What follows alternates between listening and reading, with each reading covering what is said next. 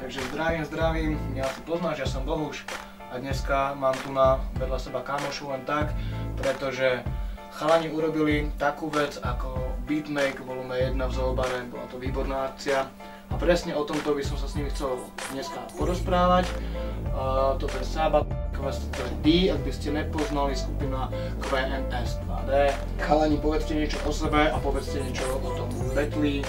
Tak já bych nějak moc o sebe nemluvil, jsme byli v rozhovoru, ale spíš k tomu battlu bylo vol 1 v Zoobaru a nečekaně přišlo tolik lidí, že se to prostě bude opakovat, bude to na několik sérií. Vlastně na vol 1 dorazilo hromady MC z Česka, ze Slovenska, dorazila Malá Eva jako hlavní host, která zvedla jako show. A teďka na vol 2 dorazí Lucky Dev Dog a myslím si, že to bude jako stát za to určitě jako mnohem. Takže kedy to bude?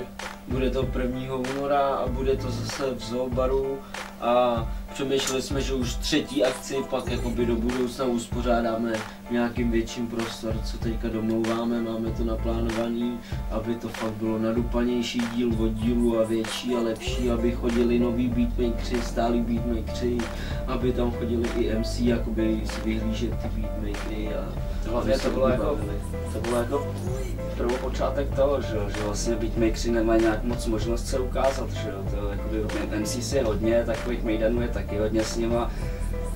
Ty MCs potřebují pořád nový beaty, že jo, tady na tom mejdanu právě mají tu možnost si ty beatmakery jako najít. Takže ešte raz, kde to bude? Zoobar. Kedy to bude? 1. února. A jak sa to volá? Beatmake Battle volume 2. Zdraví QS, 2D, Bohuš DLM, Mier, Bufem. príď na našu akciu.